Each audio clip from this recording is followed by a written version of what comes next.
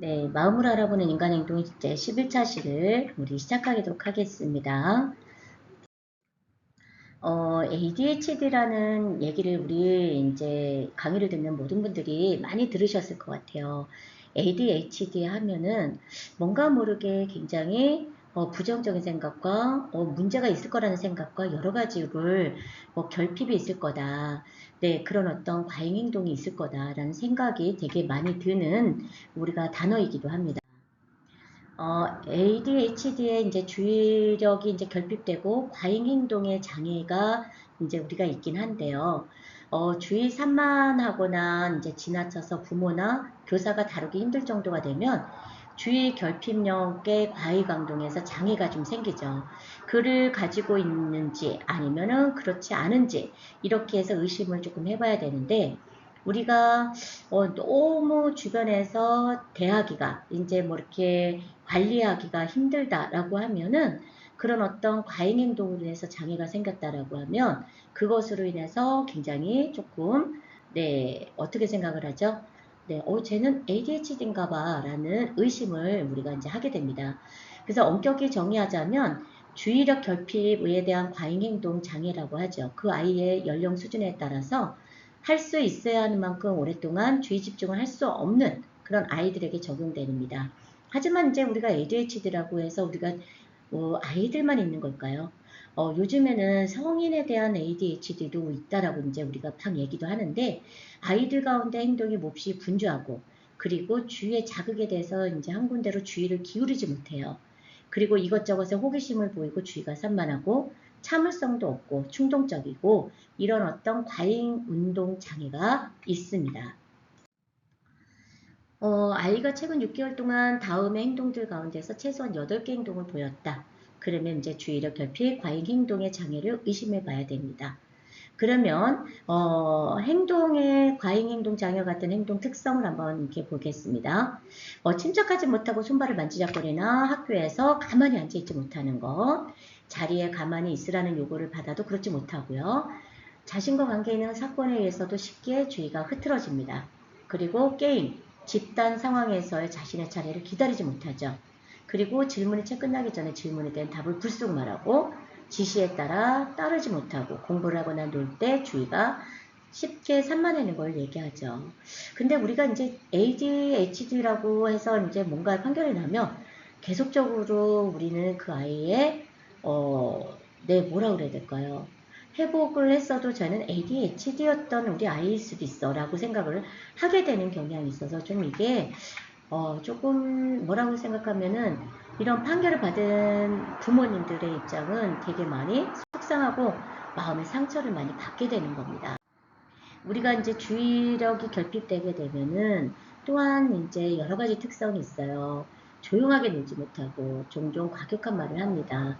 그리고 이제 조금 괴팍하게 이제 뭐 성향이 바뀔 수도 있고요. 그리고 사람들을 방해하고 간섭하고 무슨 말을 하는지 잘 귀담아 듣지 못합니다.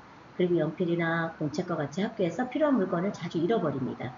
그리고 살펴보지 않고 길을 건너다가 결과를 뭐 이렇게 나쁜 결과를 초래하기도 하는 우리가 행동의 특성들이 있습니다. 우리가 이제 대부분의 아이들은 조금씩은 이와 같은 방식으로 행동하기 때문에, 모든 아이들은 저렇게, 집중력도 잘 안 되고, 이런 행동들을 하면서 이제 자라날 수도 있어, 라고 생각을 하죠. 그래서 많은 부모들이 이유의 목록을 읽고 자신의 아이가 주의결핍병 이제 과잉 행동 장애라는 알림에 틀림없다고 오해할 수도 있어요. 하지만 이제 주변의 아이들은 어릴 때 성장하면서도 우리가 주의가 집중하는 게 쉽진 않아요. 그러다 보니까 호기심도 많고 그리고 질문하는 거에 있어서 계속 반복된 질문하기도 하죠. 주의결핍형의 광행동 장애 아이들은 다른 아이들과는 다른 방식으로 환경의 반응을 보이기도 합니다.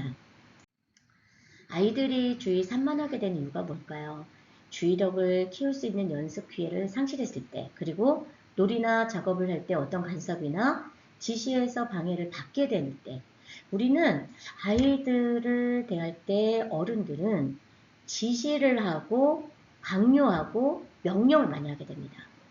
그러다가 보니까 이 아이들도 내 자녀도 그 다음에 다른 그런 아이들도 하나의 인격체인데 우리는 그거를 외면하고 간섭하고 지시하고 명령하는 게 굉장히 올바르지 않은데도 당연하다고 생각할 때가 굉장히 있습니다. 그런 건 되게 위험한 생각이죠. 그러다 보니까 아이들이 불안하게 만들고 바쁘게 그렇게 하는 것들을 우리 아이로 하여금 조금 방해하게 됩니다. 몰두하는 것에 있어서. 그 다음에 집안의 분위기가 시끄러운 것 역시 주의력 결함을 유발시킵니다. 주의 집중은 아이에게 지나치게 많은 외부 자극이 주어질 때에 일어나기도 합니다. 아이가 주의 집중을 잘 하려면 먼저 심리적으로 안정이 되어야 돼요.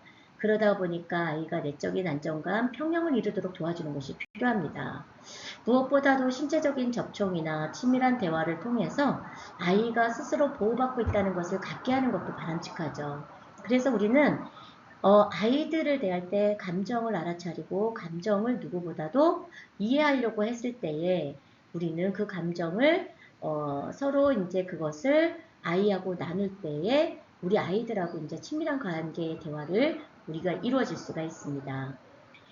우리가 이제 TV에서 보면은 오은영 박사님은 아이들을 이제 우리가 치료하고 할 때 보면은 되게 신기하게도 우리 아이들이 오은영 박사님하고는 굉장히 회복이 되는 것을 많이 볼 수가 있죠. 그런 것처럼 아이한테 대할 때와 아이한테 우리가 접하게 됐을 때 어떤 방향으로 어떤 언어로 사용하느냐 그리고 아이의 눈 맞춤에 맞춰서 대화를 어떻게 시도하느냐도 되게 중요한 역할입니다. 아이의 놀이나 작업을 일일이 간섭하고 제한하는 일을 되도록 삼가야겠죠. 자립적인 활동을 촉진하고 그 다음에 아이를 자기의 리듬 속에서 놀게 해주고 아이가 공부할 때도 꼭 필요한 경우에만 개입하는 것이 굉장히 좋습니다. 그러면은 우리가 이런 장애를 가지고 있는 자녀의 행동을 변화시키는 계획이라는 게 있어요. 보다 이제 1번에서 보면은 보다 즉각적인 결과에 대한 정보와 결과에 따른 보상을 제공해야 되겠죠.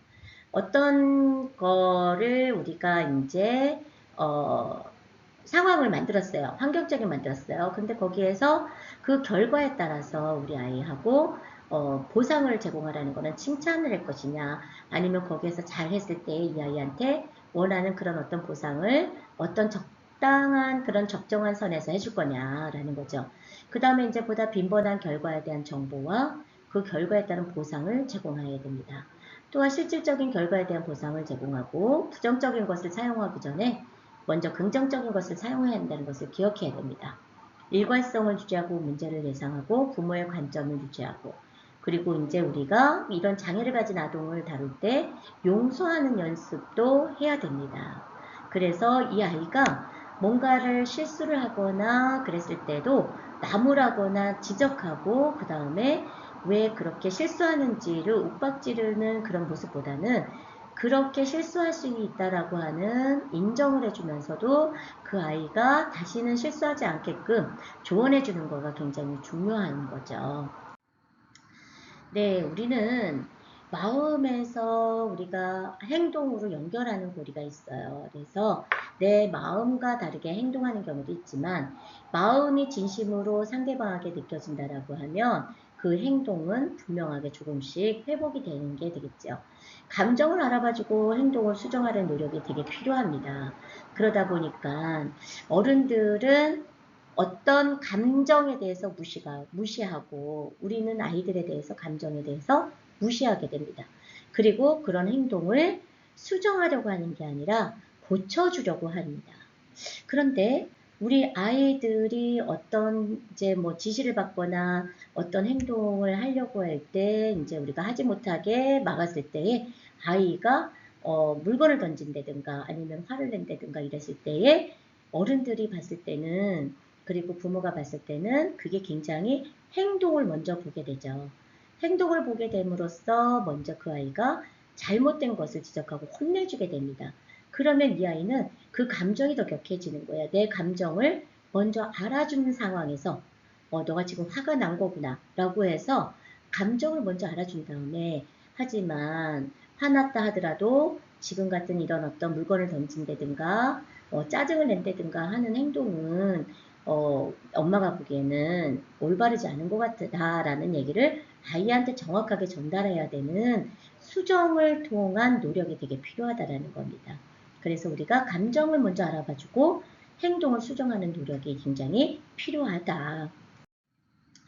네, 그래서 우리는 이번에는 이제 ADHD에서 이제 우리가 만나봤어요.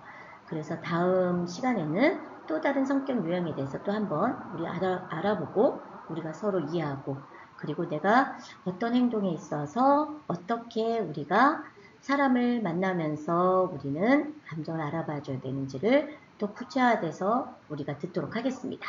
다음 시간에 보겠습니다.